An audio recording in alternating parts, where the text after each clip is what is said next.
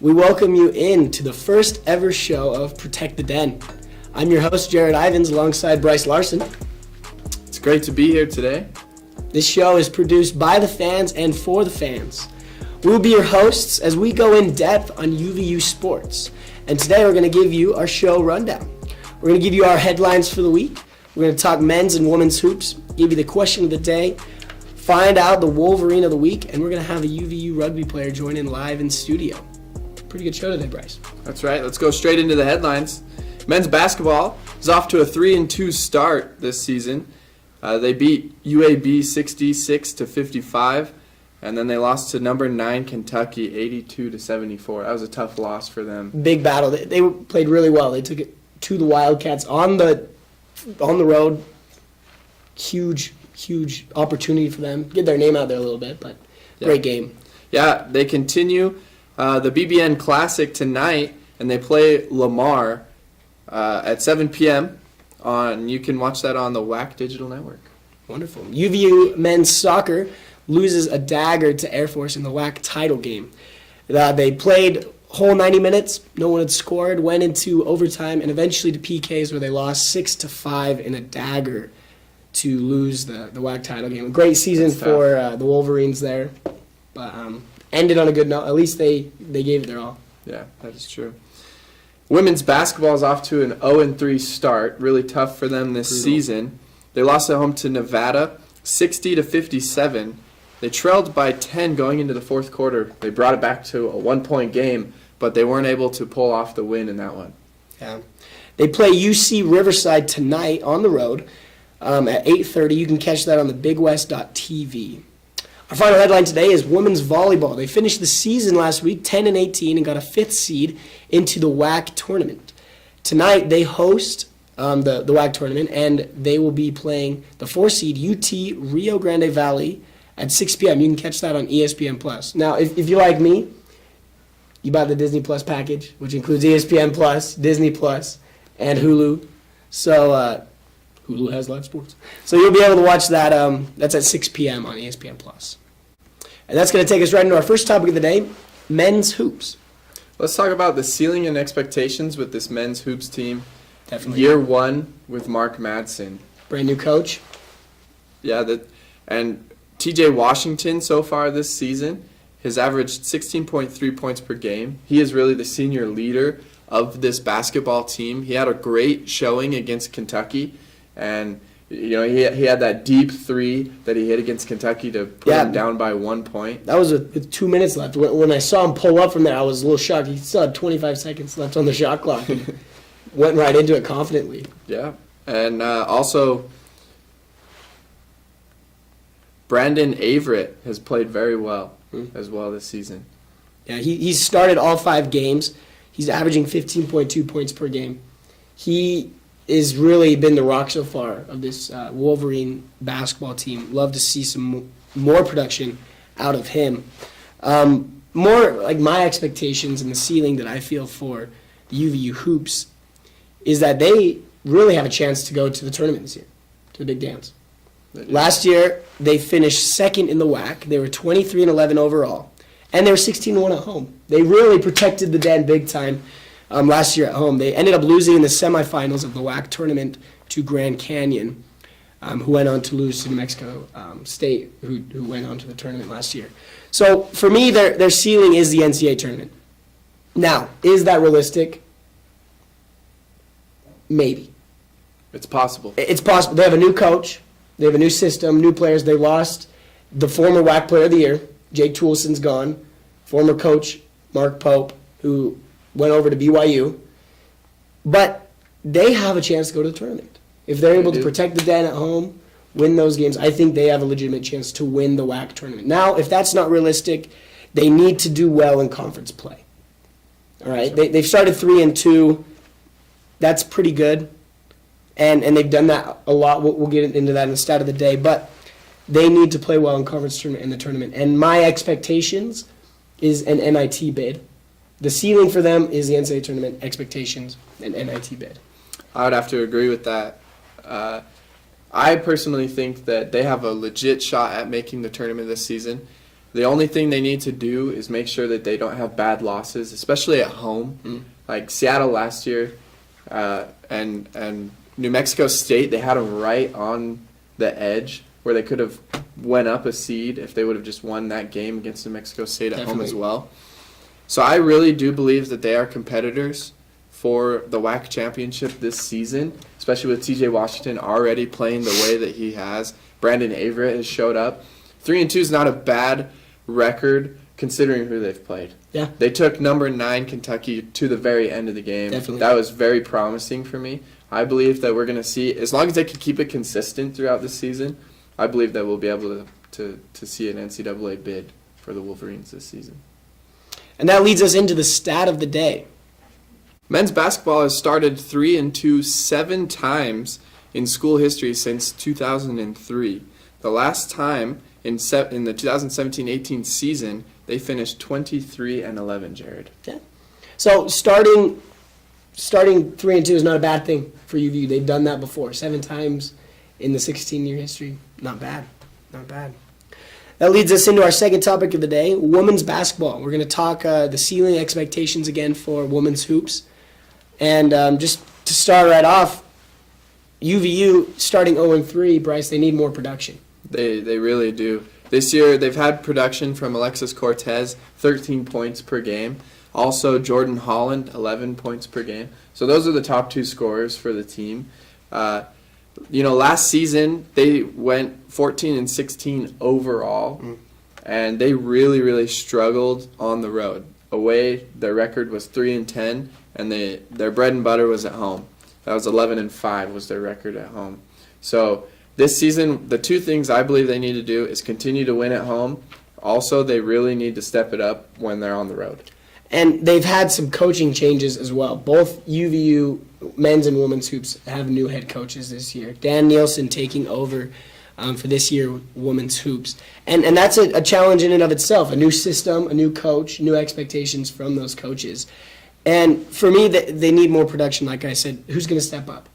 UVU women's team so far is only averaging 55 points per game. 2 players in double figures. And for me, that person who needs to step up is Maria Carvalho. Last year, she averaged 10 points per game, and this year, through 3 games, is only averaging 4.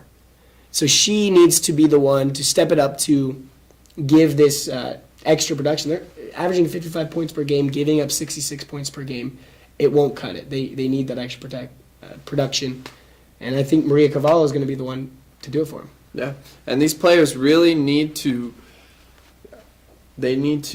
buy into the culture that the coach is trying to set for this team. Definitely. They really need to have good leadership by these players like Cortez and Holland, where they can lead this team. They all need to buy in, and once they start playing as a team, they can really start winning, especially on the road as well. Yeah, last year they really struggled on the road, 3-10, not able to have success on the road. That'll be a big telling sign if they can get that done this year.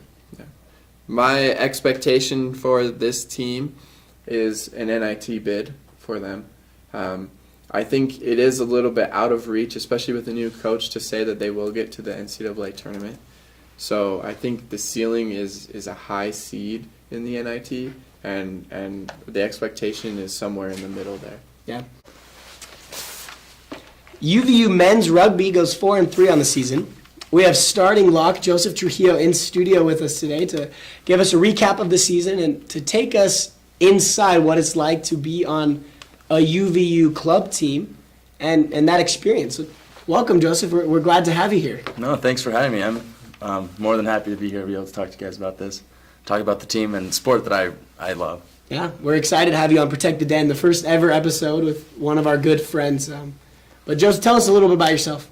Well, I've been playing rugby now at UVU. Just this last season was my first season. I've just been going to UVU for a few years and finally joined the rugby team. And really, I'm more than happy to be part of the program. It was a lot of fun, lots of energy, and really just some great games this season. That's awesome. What was the highlight of the season for you? For me, the highest season was probably beating Air Force.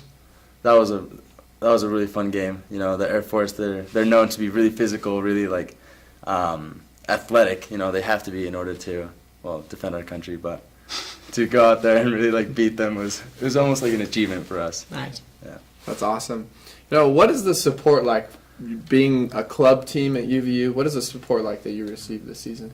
Talking about the fans, the support is pretty good, but it's not like we don't have a lot of a group following us. The ones that we do have are there all the time. They're supporting us. They're at every game. They talk to us about like how we feel about the games and the whole organization of things. They're really boosters. They're not just supporters. They're there for us. Sadly, they're not as many as we would like because not a lot of people at the school know we have a rugby team. Mm-hmm. If you're in the world of rugby, you know we have a team. And if you're not, well, then you don't know that we even have a team. Yeah, it's not like a sport like basketball where even if you don't play basketball, you don't like basketball, you know the UVU has a basketball team. Mm-hmm. Whereas rugby, it's not as popular of a sport here. Not a lot of people know that UVU has a rugby team as well. Yeah. That's really interesting. Also, looking towards the spring, I know that rugby does sevens. What is the sevens team going to look like this year? The sevens team looks, we're excited for it. Obviously, we get to play, we get to be with each other, and really just put our full effort into it. But I think we'll do pretty good at sevens because usually our people that play sevens as well they're veterans at the sport. They've been playing it for years.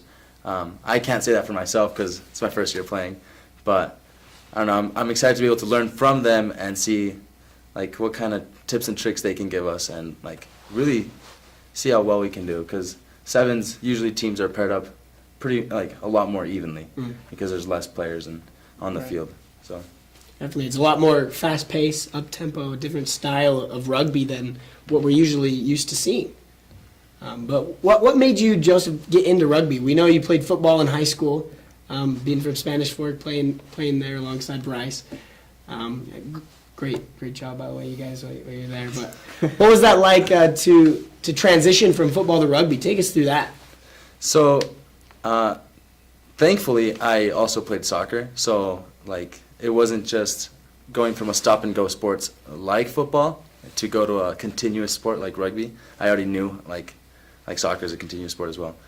But what really got me into rugby was, in fact, my sister, that she played for the women's rugby team 3 years ago. And she played all throughout her college career. So her speaking about it, and I also have some friends that played rugby in high school that they were telling me how fun it was and stuff. And, I wanted to try it out. So. That's awesome. That's awesome. Well, Joseph, thank you so much for joining us here on Protect the Den. We're excited and congratulate you on your 4-3 season that you guys had this year, and we wish you the best for the sevens going forward. Yeah, thanks for having me. See you on the field a lot too. Oh yeah, me too. I hope to see myself on the field too. It was a great interview that we just had with Joseph Trujillo, him joining us live here on Protect the Den. And now for your show headlines once again for UVU Sports. Men's basketball off to a 3-2 start on the season. They took on UAB on their 2-game road trip, and they won the first one, UAB 66-55, and took a heartbreaking loss on the road to number 9 Kentucky, 82-74. They play Lamar tonight at 7 p.m. on the WAC Digital Network. UVU men's soccer loses to Air Force in the WAC title game in a heartbreaker. That one was 6-5. That went all the way down to penalty kicks, and sadly, UVU lost. Yeah, weren't able to pull it out there in the end. Women's basketball. The women's hoops start 0-3 on the year. They lost at home to Nevada in a heartbreaking tough dagger, 60-57. Going into the fourth quarter, they trailed by 10, able to cut it to 1, but just couldn't get enough down the stretch for the win. Women's volleyball hosts UT Rio Grande Valley tonight in the WAC tournament. That is at 6 p.m., and you can watch it on ESPN+. Go Lady Wolverines. Definitely. Well, we're very glad to have our show so far. We're going to go into our new favorite segment, the Wolverine of the Week. And this week, Brice, who gets that one? Mark Madsen is going to be our Wolverine of the Week. For us, he's really shown that there hasn't been a drop in coaching since Mark Pope left the men's basketball program. He showed against Kentucky that his team can be coached well enough to stay in it, especially with the number 9 team in the nation. And he's also shown, really great skills at that position as well. Definitely. And like we said, a 3-2 start for the UVU men's basketball team is great. They really were able to take it to Kentucky, and that's the reason that he got Wolverine of the Week for us. It was the coaching, not the players, that I feel got the game on the Wildcats when they were on the road. And yes, Kentucky, they did miss a lot of shots they probably should have made, a lot of in-the-lane shots. But UVU at one point was down 16. Yeah. Kentucky at home, number 9 in the nation, they had a tough loss to Evansville. I thought they'd come out and just thump UVU. And they had that 16-point lead. Yeah. UVU able to climb back in it, and really that was how they were able to at least take Kentucky to the wire. Yeah, and at one point, it was a 2-point game. Definitely. And UVU had come all the way back down from down 16 to make it a 2-point game. And you can't do that without a good coach. Definitely. And especially, I think where they lacked in that one was the execution by the players. A couple more shots could have been made, a couple more rebounds grabbed, and who knows, it could be a different outcome in Kentucky. Yeah. So Mark Madsen, this week's Wolverine of the Week on our first episode of Protect the Den. We thank you for joining us on the first ever episode of Protect the Den. We invite you to join us for the live broadcast of the UVU men's hockey game. That's Friday night at 10 p.m. Jarod and myself will be on the call. You can catch it on their YouTube channel. We'll be streaming it live to their YouTube channel on Friday night. That's at 10 p.m. Definitely.